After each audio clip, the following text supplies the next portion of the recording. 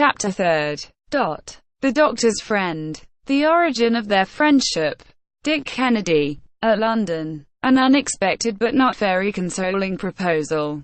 A proverb. By no means cheering. A few names from the African martyrology. The advantages of a balloon. Dr. Ferguson's secret. Dr. Ferguson had a friend, not another self. Indeed, an alter ego. For friendship could not exist between two beings exactly alike. But, if they possessed different qualities, aptitudes, and temperaments, Dick Kennedy and Samuel Ferguson lived with one and the same heart, and that gave them no great trouble. In fact, quite the reverse. Dick Kennedy was a Scotchman, in the full acceptation of the word, open, resolute, and headstrong. He lived in the town of Leith, which is near Edinburgh, and, in truth, is a mere suburb of Aldreichy. Sometimes he was a fisherman, but he was always and everywhere a determined hunter, and that was nothing remarkable for a son of Caledonia, who had known some little climbing among the Highland mountains. He was cited as a wonderful shot with the rifle, since not only could he split a bullet on a knife blade, but he could divide it into two such equal parts that, upon weighing them, scarcely any difference would be perceptible. Kennedy's countenance strikingly recalled that of Herbert Glendinning, as Sir Walter Scott has depicted it in The Monastery. His stature was above 6 feet, full of grace and easy movement. He yet seemed gifted with Herculean strength, a face embrowned by the sun, eyes keen and black, a natural air of daring courage. In fine, something sound, solid, and reliable in his entire person spoke, at first glance, in favor of the bonny Scot. The acquaintanceship of these two friends had been formed in India, when they belonged to the same regiment. While Dick would be out in pursuit of the tiger and the elephant, Samuel would be in search of plants and insects. Each could call himself expert in his own province, and more than one rare botanical specimen. That to science was as great a victory won as the conquest of a pair of ivory tusks became the Doctor's booty. These two young men, moreover, never had occasion to save each other's lives, or to render any reciprocal service. Hence, an unalterable friendship. Destiny sometimes bore them apart, but sympathy always united them again. Since their return to England they had been frequently separated by the Doctor's distant expeditions. But, on his return, the latter never failed to go, not to ask for hospitality, but to bestow some weeks of his presence at the home of his crony Dick.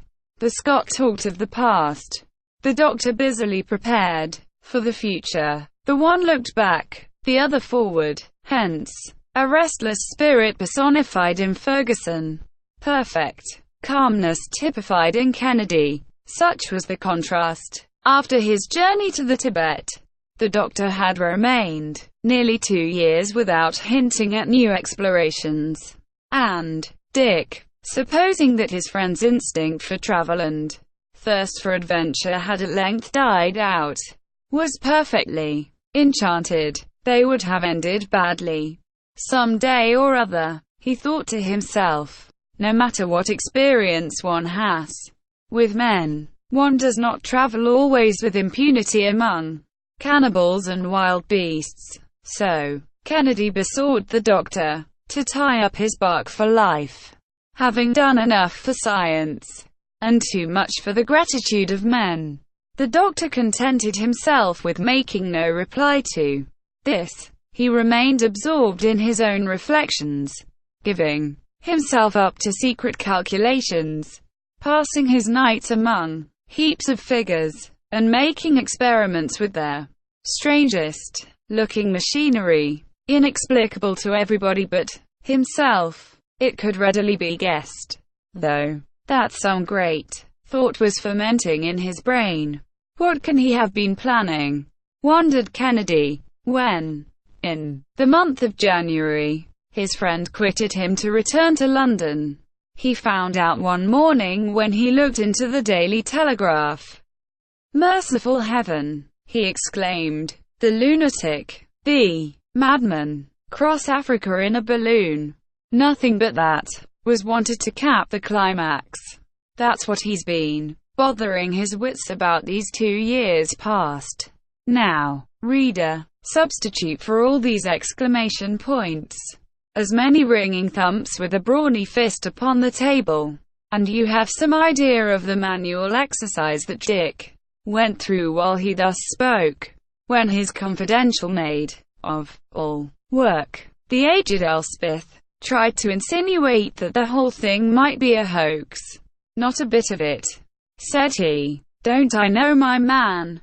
Isn't it just like him? Travel through the air. There, now. He's jealous of the eagles. Next. No, I warrant you, he'll not do it. I'll find a way to stop him. Why, if they'd let him alone, he'd start some day for the moon." On that very evening Kennedy, half alarmed and half exasperated, took the train for London, where he arrived next morning. 3/4 of an hour later a cab deposited him at the door of the doctor's modest dwelling in Soho Square, Greek Street. Forthwith he bounded up the steps and announced his arrival with 5 good, hearty sounding raps at the door. Fergusson opened in person. "Dick, you here?" he exclaimed, but with no great expression of surprise. After all, Dick himself, was the response. "What, my dear boy, you at London, and this the mid-season of the winter shooting?" "Yes, here I am, at London. And what have you come to town for?" "To prevent the greatest piece of folly that ever was conceived." "Folly," said the doctor, "is what this paper says." "The truth," rejoined Kennedy, holding out the copy of the Daily Telegraph mentioned above. "Ah, that's what you mean, is it? These newspapers are great tattlers. But sit down, my dear Dick." "No, I won't sit down." "Then, you really intend to attempt this journey?" "Most certainly. All my preparations are getting along finely." "And where are your traps?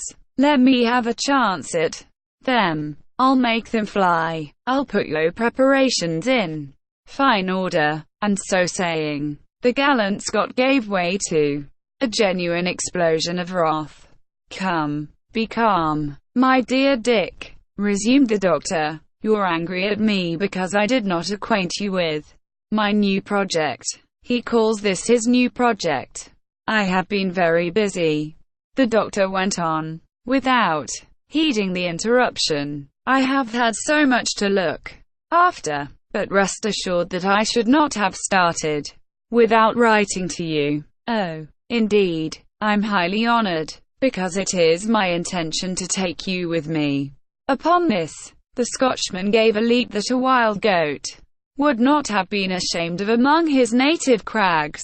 "Ah, really? Then, you want him to send us both to Bedlam? I have counted positively upon you, my dear Dick, and I have picked you out from all the rest." Kennedy stood speechless with amazement. "After listening to me for 10 minutes, said the doctor, "you will thank me. Are you speaking seriously?" "Very seriously." "And suppose that I refuse to go with you?" "But you won't refuse." "But suppose that I were to refuse?" "Well, I'd go alone." "Let us sit down," said Kennedy, "and talk without excitement.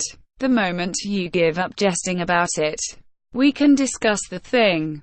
Let us discuss it, then, at breakfast, if you have no objections, my dear Dick." The two friends took their seats opposite to each other, at a little table with a plate of toast and a huge tea before them. "My dear Samuel," said the sportsman, "your project is insane. It is impossible. It has no resemblance to anything reasonable or practicable. That's for us to find out when we shall have tried it. But trying it is exactly what you ought not to attempt." "Why so, if you please?" "Well, the risks, the difficulty of the thing." "As for difficulties," replied Fergusson, in a serious tone, "they were made to be overcome. As for risks and dangers, who can flatter himself that he is to escape them? Everything in life involves danger.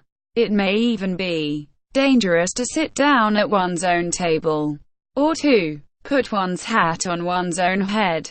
Moreover, we must look upon what is to occur as having already occurred, and see nothing but the present in the future.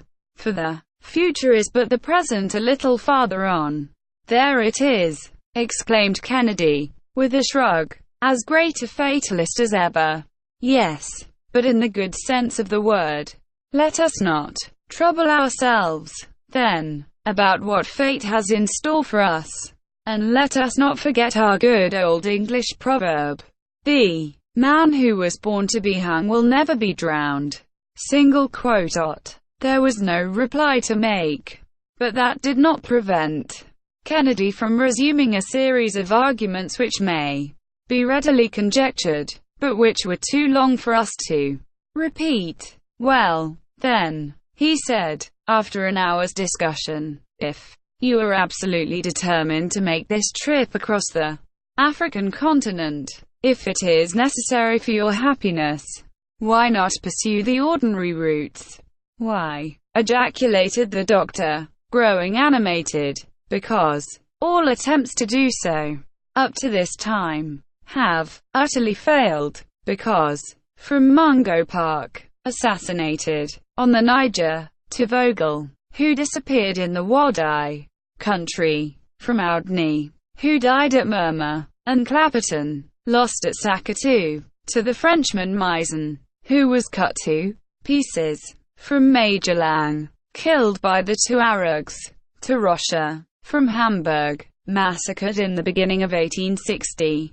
The names of victim after victim have been inscribed on the lists of African martyrdom, because, to contend successfully against the elements, against hunger and thirst, and fever, against savage beasts, and still more savage men, is impossible, because what cannot be done in one way should be tried in another. In fine, because what one cannot pass through directly in the middle must be passed by going to one side, or overhead, if passing over it were the only question, interposed Kennedy. "But passing high up in the air, Doctor, there's the rub." "Come, then," said the doctor, "what have I to fear?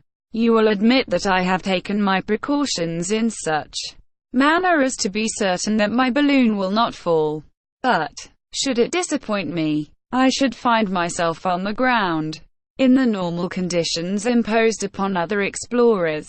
But, my balloon will not deceive me, and we need make no such calculations." "Yes, but you must take them into view." "No, Dick, I intend not to be separated from the balloon until I reach the western coast of Africa. With it, everything is possible. Without it, I fall back into the dangers and difficulties as well as the natural obstacles that ordinarily attend such an expedition. With it, neither heat, nor torrents, nor tempests, nor the simoom, nor unhealthy climates, nor wild animals, nor savage men, are to be feared. If I feel too hot, I can ascend. If too cold, I can come down. Should there be a mountain, I can pass over it. A precipice, I can sweep across it. A river, I can sail beyond it. A storm, I can rise away above it. A torrent, I can skim it like a bird. I can advance without fatigue. I can halt without need of repose. I can soar above the nascent cities. I can speed onward with the rapidity of a tornado, sometimes at the loftiest heights, sometimes only 100 feet above the soil, while the map of Africa unrolls itself beneath my gaze in the great atlas of the world.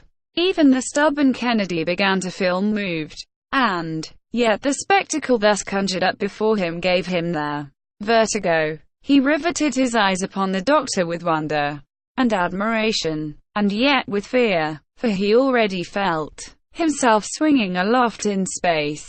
"Come, come," said he, at last. "Let us see, Samuel. Then you have discovered the means of guiding a balloon?" "Not by any means. That is a utopian idea." "Then you will go, whithersoever Providence wills." "But, at all events, from east to west." "Why so?" "Because I expect to avail myself of the trade winds, the direction of which is always the same." "Ah, yes, indeed," said Kennedy, reflecting. "The trade winds. Yes, truly, one might. There's something in that. Something in it. Yes, my excellent friend. There's everything in it. The English government has placed a transport at my disposal, and 3 or 4 vessels are to cruise off the western coast of Africa, about the presumed period of my arrival. In 3 months, at most, I shall be at Zanzibar, where I will inflate my balloon, and from that point we shall launch ourselves." "We," said Dick. "Have you still a shadow of an objection to offer?" "Speak, friend Kennedy." "An objection? I have 1,000, but among other things, tell me, if you expect to see the country, if you expect to mount and descend at pleasure, you cannot do so without losing your gas. Up to this time no other means have been devised, and it is this that has always prevented long journeys in the air." "My dear Dick, I have only one word to answer. I shall not lose one particle of gas. And yet you can descend when you please." "I shall descend when I please." "And how will you do that?" "Ah, ha, therein lies my secret, friend Dick. Have faith, and let my device be yours. Excelsior! Single quote. Excelsior be it then," said the sportsman, who did not understand a word of Latin. But he made up his mind to oppose his friend's departure by all means in his power, and so pretended to give in, at the same time keeping on the watch. As for the doctor, he went on diligently with his preparations.